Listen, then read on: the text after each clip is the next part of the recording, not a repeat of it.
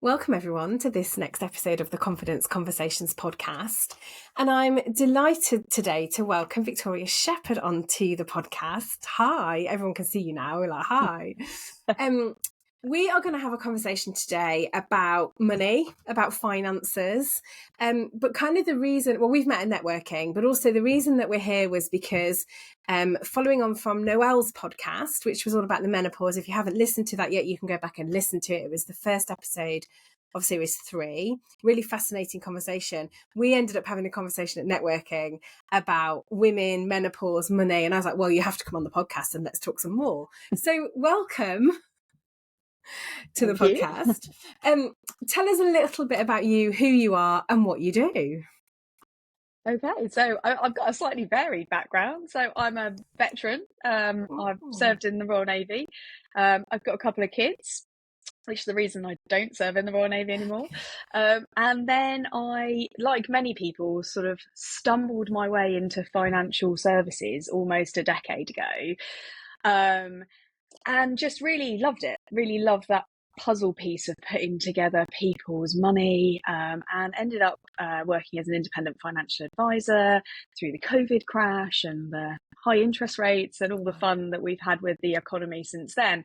But I had this kind of niggle that I wasn't serving people the way I wanted to, and I wasn't able to target the people I really wanted to help the most. So I think that sense of service kind of just kept niggling at me.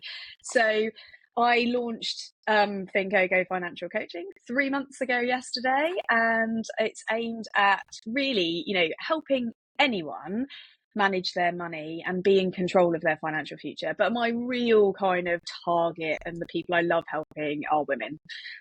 So yeah, that sort of, gender wealth gap and then the gender menopause gap, or the menopause pension gap, that we ended up chatting about following on from your previous podcast. Yeah. Amazing. And I there's two things for me. I want to talk a little bit about the Navy and kind of what that gave you and your service. And I love the idea that this service theme kind of follows through. But the other thing was, this morning we were at networking and we ended up sat next to each other, and my business was the oldest business in the room. I'm an old timer now, and you've been 3 months, but there was somebody on the table that was newer than you as well. I was like, oh, you're the old timer now. That makes me feel better. Yeah. And I think he was like, 3 weeks in or something, and you're 3 months. And I think it's probably amazing the things that you've learned in, if I think about what I've learned in 5 years, what you've probably learned in 3 months is probably on a similar kind of scale, if it's all relative. What, in terms of confidence, what did the Navy give you? I think the Navy, you join young. So I was 21 when I left university and went straight into the Navy. And I think a lot of it gives you that ability to switch into a role. And I think a lot of confidence is putting on that game face. And, it's helped in the military because you literally put on a different outfit. You put on your uniform and it has a rank slide that you visibly hold a position in that, on that ship, in that room. You can look around and you know exactly where you fit and you know exactly what role is expected of you. So I was a junior officer, and when I first went to sea, I was essentially a bridge officer. So when the ship was just at sea, I was the one stood on the bridge saying, left a bit, right a bit, faster, slower. But equally, if anything went wrong, so if we had like a man overboard or the engines went down, I was the first sort of 30 seconds of action. The captain would come flying up to the bridge at high speed, but those like initial sort of actions were mine. So you sort of had to step on and then become this person that was in charge of the safety of the people on the ship. I'd been in the military for all of 5 minutes. Wow. It was, so I think in terms of teaching you confidence, it pushes you really quickly into a role where you have to outwardly demonstrate confidence. You have to sort of be able to make the people around you feel that you're calm, you're in control, and you know what to do. So it really sort of accelerates that maturity in closing down that inner critic and just being like, okay, this might be scary, I might not get it 100% right, but I've got to do something. I love that. I love this idea of, because I talk a lot about act as if. Let's not talk about, those that have followed me for a while know that I don't believe in the whole fake it till you make it thing, because it's just not sustainable. But there's act as if, you put the uniform on, you become this confident person. I'm clearly summarizing what you said there. But this idea of being calm, in control, and that you know what to do. What just sprung to mind when you said that was, I had a client a while ago, and she went sailing out on the Solent a few years ago, and they had 3 days of sailing. The first day apparently was really calm, it was lovely, gin and tonic kind of day. And then the second day was a bit more choppy. The third day was really bad. And she said she looked over at her husband and she thought to herself, oh, he doesn't look great. Should I be worried? Am I? What's going on here? And then she reminded herself to look at the captain of the ship, I think it was just a small sailing boat, but he was there with his, with his cup of tea in hand, kind of one hand on the whatever. I was going to say steering wheel. I know that's not the technical term. And she's like, well, hang on. The worst that's going to happen here is he's going to spill his tea. Why am I worried? And this idea of calm, in control, know what to do. Because I guess at that point, you probably don't want the people around you to panic if you've got a man overboard or something like that. Yeah. You have to have that feeling of in control. Ironically as well, the guy that was steering that ship was also called Buster, which I just loved. I was like, well, that just rounds out the whole story. But I think it's this idea of, I used this word with someone else the other day, confidence. It's like a calmness but enveloped with confidence. How has that service served you as you've come on and kind of set up your own business? Yeah, interesting. I think there's a lot of crossover, and I think you're totally right. I think that confidence thing, I love that it comes from that. So this in your business in coaching, like a lot of coaching is being the leader in the conversation, and I don't mean being the dominant voice in the conversation, but being able to steer through those tricky points where a client will get caught up on something that you as the coach know isn't the important thing. That's just a bump in the road. So it's being able to take a situation and on a ship it might be a man overboard, suddenly it all gets really loud and everyone starts sort of running around. You stay calm in the center. I think when it comes to money and coaching, it's more emotional for people, whether it's, fear or sort of worry or embarrassment about where they're at. So it's more about stepping back and being able to pull them back to see that bigger picture and realize that they are where they're at, but they do need, it's about taking those next steps and those next actions and leading them through that journey so that they build that inner confidence that they've navigated their way through that. Yeah, it's almost about sort of gently taking their hand, but not so leading, but not leading, kind of guiding, sort of showing that. Let me just stand back and show you that kind of this is the path that maybe you could take if that feels like it's the right way. Yeah. So here's a first action that you could, here's a suggestion of a first action. Now where does that get you to, rather than do this and this. So, yeah, exactly. So you've talked a little bit there about financial coaching. Tell us, so if somebody hasn't come across what it is before, tell us how you might work with a client. Yeah, so it's a slightly niche role, and not many people have come across it. I think for most people, they see financial advice, which is the world I've come from, or free thing, the free resources you can get on the internet, which are great. There's lots of great stuff out there. Financial coaching sort of sits in between those two things. So where I won't go with clients is I won't tell them what fund or provider to use. That's regulated financial advice. So that's if you need that level of guidance and someone else controlling your money, in that detail for you, that's where financial advice steps in. Financial coaching is about teaching people to understand what they need their money to do for them. So it's really about establishing where you're at now, where you want to be in terms of what your financial goals are, and they can be really different. Some people, it's the obvious, I want to retire at 55 and have loads of money. Other people, it might just be, I'm just really not sure if the worst happens, my family will be okay. So it can be from either end. So it's about drawing out what the top things that are important to people are for their lives. And I think that's the really key thing, is getting people sometimes to focus on what's important to them, not what anyone else is doing with their money. It's sort of dropping that envy of what other people have and what social media shows us we should be doing and having, and actually looking about what are our core values and how can money be used to support those and support what we want our life adventure to look like, because that's all it is. It's just a tool. That number on a screen going up won't make you feel happy unless there's a reason for it. So if you're saving for your first house and you see those savings going up and up and you've got a target, you will get that sense of satisfaction. If you just want more without a reason that's linked to it, in my experience, the clients who just want more, that's just driven by greed, and where it doesn't have a direction, it's never enough. So that you never get any happiness out of that money. Money's so emotive, isn't it? It's so interesting, because I have a lot of conversations with clients, where maybe they are facing redundancy or they're thinking of going to work for themselves, and money's always that thing that maybe holds them back. That's a really difficult hurdle to get over, really difficult. And I know certainly when I, decided to set up enrichment coaching, I was in a well-paid role. I was driving around in a company car, all of that. I wasn't happy. And now, we literally had a conversation the other day about, I don't bring in as much money as I used to. And Paul was like, yeah, but I don't care, because I know which girl's coming in the door at the end of the night.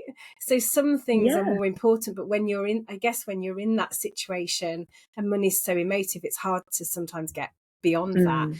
And you mentioned there things like fear, worry, envy. You didn't say comparison, but comparison's in there as well, isn't? Like you said, we're looking on social and going, how are they on holiday all the time? What are they? Look at their house. Look at their new car. What are they? We don't know the truth behind that. Well, I'm falling behind. I don't have that. So what am I doing where I'm failing? I must need more. More will make me happy.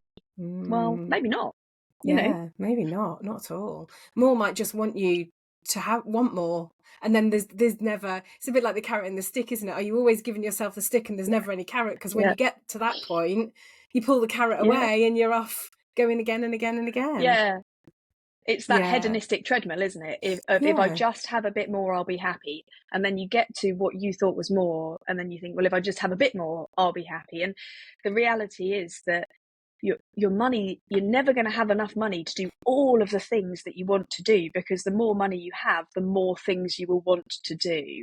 So, it's never, like I say, it's never going to make you happy, just money. Money doesn't make you happy. The things that money allows you to do with your life, that's what makes you happy. Yeah, fascinating.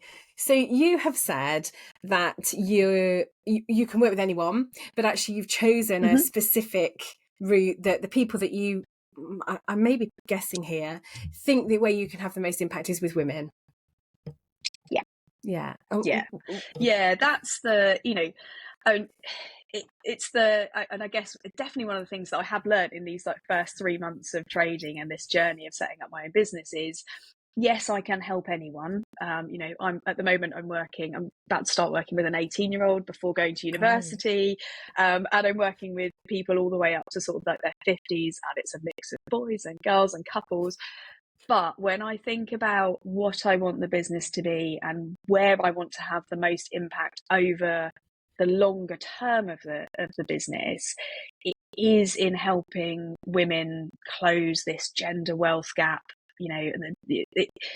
It's just helping individuals feel more in control. And I think there are so many landmines out there for women to sort of trip over, and you can't, a lot of them you can't solve. We can't solve the fact that women have babies, and you take career gap. No one wants to solve that. No, but it's about understanding the impact of things. And I think that was where that menopause topic really, once I started looking into that, and I was like, oh, this is that sort of women aged 45 to 55, as we're approaching perimenopause, menopause, and retirement becomes a bigger topic on the agenda is that I hadn't realised that it's not all about the hot flushes and the memory lapses, and actually the knock-on effect of that is that almost like 49% of women are considering leaving work early because of menopause symptoms. Wow. So, Wow. and whether that's reducing hours or retiring like entirely because they just don't want to be in the workplace anymore, can't see a way through it, the impact that will have for the following 20, 30, maybe longer years is huge in terms of pension and wealth, because that's the bit where normally you're more senior, you can pile money into your pension, maybe kids have left home, so actually more of the cash flow is yours to sort of build your future. If you don't understand that before you make those decisions, you're not actually making an informed decision on a thing that is huge in terms of ongoing impact. And that's really, once I started diving into that, I just sort of thought that age bracket of women is where I can have such an impact, not in terms of suddenly being able to make them happy at work full time with menopause. Like I can't solve that. But what I can do is help them navigate that choice, so that rather than being focused on how they're feeling now because they're experiencing those physical symptoms which are making them feel emotionally a certain way, is to actually pull back and be like, okay, that's fine, but here are the ongoing impacts, and here are the things just to be really aware of. And it's the same with, I've got a couple of clients going through divorces. It's the same thing. While you're going through it, it's really emotional and you just want to be done with it and be out the other side as quick as you can. But, a year down the line, 5 years down the line, 10 years down the line, are you going to look back and think, actually, maybe I should have just understood what not looking at the pension sharing actually, like, did that have a big impact? So that's where I've ended up with this target of women and slightly more mature women, because I just think we have so many pressures coming onto us from sort of 40 plus that you need to understand the financial impact, because that will impact how you live your life later down the road. It's fascinating, isn't it? Because the menopause and the rise of the understanding, I think it's fair to say, of the menopause, because it's being talked about more, is highlighting all of these things that have probably never been considered. So probably the generation before us would never even have thought about any of this, right? Because it was all about the hot flushes, maybe doctors thinking that they were hysterical or going mad and all of that. But now we're much more tuned into it, aren't we? Although at some points we probably do think we are going a little bit mad. But I think this financial link to menopause, which is what got us here on this episode, is really interesting, because you're right, we focus on the health side of it, but we don't think about what if my symptoms are so bad that I can't seem to get them quite under control, I haven't got anything quite right at the moment, that actually I'm thinking about leaving my job or retiring. But I guess you probably see people or women that are in a situation where maybe they haven't looked after the finances because the other significant other in their relationship has done all of that. And it's and it's that sort of reducing your hours, retiring earlier, and like you say, if you're feeling like your symptoms aren't under control, what's the first thing that we'll do? We'll go and spend money on supplements. We might go and see a private doctor to get a more bespoke hormonal thing. The cost of menopause is there. Like, it's not all covered by the NHS. It's not all easily accessible. And I think now there's this understanding more of like how long the perimenopause period can be for some people as well. And if you're not far enough into it for the medical side to really come to the fore, you're probably going to be supplementing and doing all these things. So it's sort of nibbling away at our personal finances from that, addressing the health concerns. But then, there's these potentially much bigger knock-on impacts. I think Royal London did some research in 2022 and found that based on sort of a lot of women going part-time through the menopause, what they call the menopause pension gap, they've said on average is £69,000 less in your pension. Wow. and it goes up to stats are incredible. 122. Yeah, if you stop work, if you retire earlier, it's potentially up to sort of £122,000 less. I mean, that's massive. It's huge. Yeah. But you can see why women, when they're dealing with like the physical feeling of going through it, you just want to deal with that. Like, I want to solve this now and deal with the rest of it later. And I think sometimes it's just understanding. That's fine. If leaving work is the right thing for you, that's okay. But you need to understand that will probably change what your future finances look like. Yeah. And it's almost like a double whammy for confidence, right? If we just strip it right back to isn't it? Because your confidence is probably already not, because your hormones are all over the place. You probably don't know who you are. You're trying to deal with all of this. And then suddenly you've got this whole money pressure as well. That's there in the background, that then still brings out this fear, the worry, the anxiety that you're already having, because you're probably not the person that you were 6, 12, a year ago. Yeah. What would you say is the biggest challenge that you come across then when you're dealing with somebody's finances, I guess in terms of what might impact their confidence the most? So I think the financial literacy has got to be up there as one of them, just understanding money. And I think particularly for women, and we've discussed this before, there's sort of this feeling that women are risk averse, and that's why we don't invest. But I think it's, actually, it's more that we're risk aware. Like, we all know it. We sort of tend to catastrophize situations or look for what the worst outcome could be. And I think, that's where, like, honing that skill of confidence really is so necessary for women to overcome that inner fear voice that's telling you all the things that can go wrong.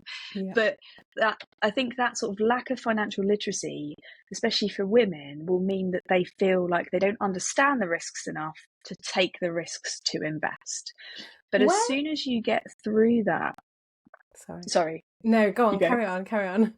I was going to say, as soon as you get through that, like a key bit of when people work with me is that we sort of develop the plan and then we look at how it plays out. But then we do these deep dive sessions into the topics that are relevant to their goals. So if it is retirement, because it's an easy one to pick on, if it is retirement and pensions, we'll do like a couple of deep dive sessions into how do you look at funds? How do you choose a risk level? When you're looking at your investment online, what are you looking for to see whether you should stay in that investment, whether you should make a move, so that they know how to handle it. And it's not rocket science. It's just, without the knowledge, how can you have any confidence? Otherwise you are faking it till you make it, which is, like you say, it's not true confidence. And it's about having confidence in those financial decisions, but it has to be based on a level of knowledge or skill that you have. And why do you think women don't have, I mean, I'm guessing there are some men out there that don't have it either, right? But because we're talking about menopause, it's linked to women. I don't want to offend anybody, but why do you think women don't have financial literacy? I think a lot of it is based in sort of how we see women and money. I think there is this feeling that sort of, you get a few exams and maybe you go to uni and you get a nice job, but then you find a nice husband, and then, that sort of, I know, you lose a shoe really trite, on a drunken night out, and the shoe fits, and you find your print. Yeah, exactly. And then he gets you a credit card, and then off you go. And that sounds really trite, but I do think there is still this feeling that women love shopping, they love spending money, and what they're looking for is financial support and security. And we love a sale, and we love a great deal, and it's just, whereas men, there's a lot more, I think it's a lot more normal for society to talk about men growing wealth and becoming wealthier and having money. And I do still think there is a bit of a gender divide in that, like, women spend money and men generate money. And obviously that's not true when you come down to a person to person basis. We know, we run our own businesses. We don't spend money willy-nilly. We spend our time building our business.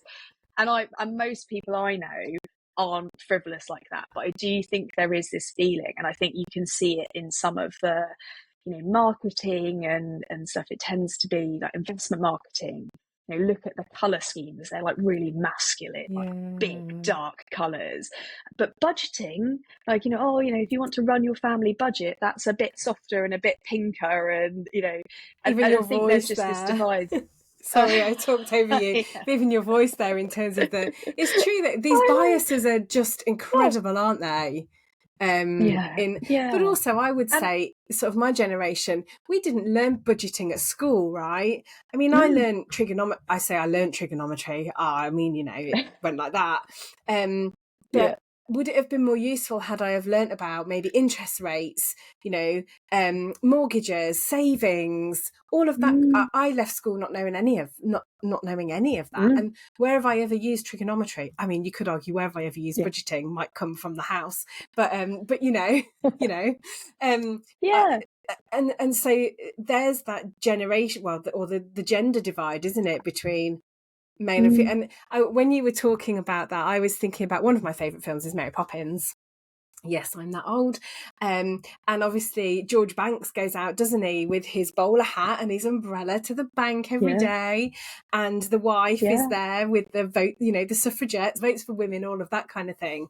And I think some of that in some, to what you're referencing, still exists in that space. Because we were talking about how they are targeted differently. Are women seen as, kind of shopaholics running the family home budget, and men are seen as the investors? But actually, is it just that women are more risk aware? I like that reframe rather than risk averse. Yeah, and in general, women make better investors when they do invest. Like women, we are better at it because we'll educate ourselves on it and we will make decisions and then we'll see them through. And that's really, I mean, the key to investing is to make an informed decision and then let it run. Like trying to trying to switch things around too often is the best path to not getting good returns on investments. But women are really good at managing money. It's just that it's getting women to make that leap into investing and growing their own wealth for the longer term. But you look at female CEOs, they tend to turn companies around financially because we don't make quick rash decisions in general. And you see it, don't you, when people talk about women applying for jobs, that if there's a list of 10 skills or 10 qualifications, women won't apply unless we've got at least 9 of them, because I think a lot of female confidence comes from knowledge, knowing the topic or knowing the skill, whereas men, it's just, I mean, I don't know where it comes from, but we know that they will see it and they will throw in an application. I think it's the same with investing. Men will just give it a go from early on, and then they will learn as they make mistakes. Women seem to feel much more afraid of putting things at risk and making a mistake, so they hold back. But when they do commit, they do a really good job of it. There is something in the hormones, men, women, testosterone, that drives men forward a little bit more, but also men don't overthink as much as women. That's in some of the confidence, the old thing of women underestimate their abilities and men overestimate, but actually when it comes together in terms of performance, there's no difference. It's just we have this bit going on before, where men will go off and like you say in the job description, and they will apply. But I think you're right about this. I mean, most people know that I work for Ann Summers. That was a female-led business. You look at, and I don't want to alienate any men. This is definitely not men bashing, because I'm sure that there are, there'll be some men out there that will find this really interesting, that aren't in charge of the finances in their relationship maybe, or haven't got something in place. But again, the football is a great example, isn't it? I mean, England are playing tonight. We don't know what the outcome's going to be. We don't know what the outcome might be by the time people listen to this. But the women have won the Euros. There is something in terms of how we think and how we invest, how we do things differently. Yet it's often overlooked in terms of the marketing, in terms of what we come back to. It's fascinating. And I think if you are, Oh, I know, sorry. No. I think if you are one of those households where your female partner is in charge of the finances, that's how it works in my household, obviously, Yeah, because yeah. it's what I Yeah. do. I'm glad you said Um, that. um, but I think if if your wife or partner tends to run the money in terms of the family budget and tucking away money for holidays, or and they run that day-to-day side of it, maybe because there's family commitments that mean there's sort of an imbalance in time, because these things Mm. take time, sort of juggling these things around. Mm. I think what I would say is, like, if you're the man and you feel confident in sort of investing, or you understand a bit more, encourage your female part, like, to sit down and talk about it, Yeah. and just sort of show an interest. If one person, and it normally is one person, carries the burden of running the family Yeah. financial admin, and it is a bit of a burden, because every year trying to get the car insurance rate down, not up, and it takes time. Yeah. But share that burden a bit, so that that person who is running the money can talk it through and feel like Mm. they're not the only one making decisions. Because again, if you feel like you're carrying the weight of the family finances, you're much more likely not to take risk with it if you feel you're responsible for the outcome. Whereas if it's a Interesting. joint conversation and you talk about longer term goals, and then you can talk about, well, should we be investing to get that longer term growth? And then you make those decisions together. Mm. When the markets go up and down, as they invariably will, you've not left one partner feeling like, oh my God, like, what have I done? What if I've made the wrong decision? So I would say it needs to be, if you're talking about joint finances, and encourage the woman in your life to, to educate themselves, to learn how to do it. Tell them women are good investors. Go and invest for us. Like, come on, darling. Like, yes, like, I want you to run money, but I want you to run it confidently, and I'm happy to support us taking joint risk with things. Yeah, and I think it's fair to say that's kind of what happens in this house. So I don't do it. Paul does it, but definitely I take an interest in it. So Mm. I know what's going on, if that makes sense. But I Yeah. don't. But we have conversations about it. We talk about it. That hasn't always been the case. And we've Mm. been together a very long time. But that has happened more recently, probably as I've got a bit more grown up and a bit older and a bit wiser, and and also you don't know what's going to happen tomorrow, right? You don't know what's around the corner, do you? No. So you No. just you never know. That's cheery, isn't it? I didn't mean it Mm. quite to get like that, Well, but it's a key part of money. It's one of the key conversations that, the first questions I will ask a client when I run through like a little financial health check that I'll do with them is, have you got a will? Have you got a lasting power of attorney in place? So it's not the cheeriest topic, but it tends to be the worry that sits there in, the 3 a.m. waking moments, is you don't, or you know someone who does pass away or gets diagnosed with something, and suddenly that fear of, oh God, I don't think we've got things in place. So yes, it's not that cheery, but it's really essential, to have those conversations and address those not so fun bits of finance, because it takes it away. Once you've done it, that's it. That worry's gone because you've dealt with it. And there's all the fear wrapped up in some of those kind of things as well, isn't there? Not avoiding those difficult conversations and all of that kind of thing as well. So give me an example then of where you've restored somebody's confidence through the work that you have done or do. Yeah. Okay. So I think probably one of my clients where divorce is a factor is like the one that immediately springs to mind, and that's one where it was young children, so had stopped work, had kind of lost that money management confidence entirely. Had the decision had been made: stop work, have the children, and I'll provide the money, and you raise the children, and great. That works for a lot of people, but it didn't work out. The split has happened, and suddenly she's sort of sat there thinking, oh shit, I've just got a blank piece of paper. I don't know anymore how to do it. So it was almost a case of reawakening the skills that she did have, because she'd been a perfectly successful young woman before she got married. So we basically got her to a point where she's now got that self-confidence of making those plans and setting those goals, and actually is now sort of, even though the divorce is still being worked on, she's like, yeah, no, I'm just really excited about the next chapter now. Like, I can see where this goes now. Like, I can see where, like, okay, I've got a plan. I know what I'm going to do house-wise. I know how I'm going to plan for like the long term future. And so suddenly there's this, like, even though this horrible thing is happening still slightly on the sidelines, there's this feeling of positivity towards the future. And that's because her biggest fear was suddenly becoming a single person with children dependent on her. How was she going to do the money? Now we've kind of taken away that panic, like that initial, oh my God, what am I going to do? Like, it's fine. You're actually okay. Here's what it looks like.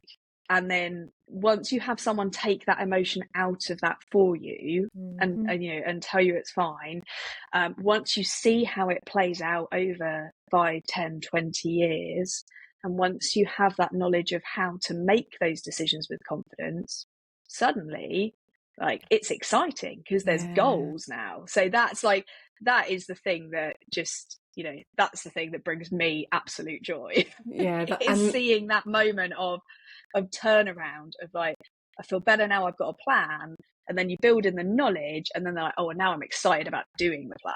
Like, let's get on with this. And I could almost feel the sense of relief in that as you were talking. And clearly, that was a client, but you could feel that I've gone from this blank piece of paper now through to, right, now I'm feeling excited about this. That feels really good, doesn't it? Really good.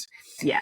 What would be sorry, this wasn't on the questions that I sent you before, but if there were 3 things somebody could go away and look at or investigate right now to make a difference to their financial future, what might those 3 things be? Sorry, putting you on the spot. So no, that's cool. That's cool. Check your credit score. Like, about once a year, you should check your credit score. It's really important for credit cards and mortgages and stuff like that, but also it'll flag up if there's anything dodgy happening in the background, if anyone has sort of invaded your finances. So check your credit score. You can do that online really easily. Check your cash savings. Like, where's your, where are you holding your cash? What's it getting you? Because at the moment, it should be getting you somewhere around 5% interest. So if it's just sat in the savings account you've had for the last 5 years and it's returning 0.5%, move it now. And we should just say that we're recording this on the 10th of July. So I guess the interest rate, we've just got a new government. I guess the interest rates may or may not be a bit different when you air this. But a good idea. Yeah. And, if those savings are, we have a saying in this house about, we need to raid the mattress. I'm like, wow, this mattress is a bit deep. I wish I knew where all this money was coming from in this mattress. So yes. Check your cash. Yeah. So I think wherever we go in the next few months with interest rates, certainly, you want to be getting a return. It should be working for you. And then the third thing I'd say, and this is maybe aimed a little bit more at that slightly older age bracket, is check your state pension forecast. So you can do that online. Check your state pension forecast, because it's, for most of us, it's going to be the only like secure foundation of income. The rest of it's all invested pots that we need to manage ourselves. But you need 35 years of national insurance contributions to get the full state pension. If you're within sort of 5 years of retiring, or even 10 years, and you're not going to make that, you can buy back years. And for most people, it's a good idea to buy back those years. So those are the 3 things you could literally sit and do online today. Amazing. I've heard of the pension, the check your national insurance one, probably on Martin Lewis, which sometimes I'm forced to watch. But it's a good thing to check, isn't it? Because I think the return on that for little investment is worth it, isn't it? Definitely. Great advice. Yeah. So if somebody wants to find out more and they're now going, right, I need to talk to you because I need you to give me that relief or that light bulb moment, tell us where they can find you. So I'm Fincoco Financial Coaching. So you can find my website at www.fincoco.co.uk, or search me up on LinkedIn, Victoria Shepherd, or Coco. We've got company page on there. But if you Google me or Google Coco, you should find a way to link in with me somehow. Amazing. And we'll pop everything in the show notes as well. So your website details and your LinkedIn will all be at the bottom of the show notes. Thank you. It's been fascinating conversation. I say this to all my guests, but literally I think we could talk for like maybe more than a couple of hours. There's so much to explore. It's such a wide topic, isn't it? And I feel like we've only scratched the surface. But thank you for your time. Thanks for coming on. Loved it. Thank you. Thank you. So thanks for listening, everybody, or watching if you're watching. And we'll see you next time on the Confidence Conversations podcast.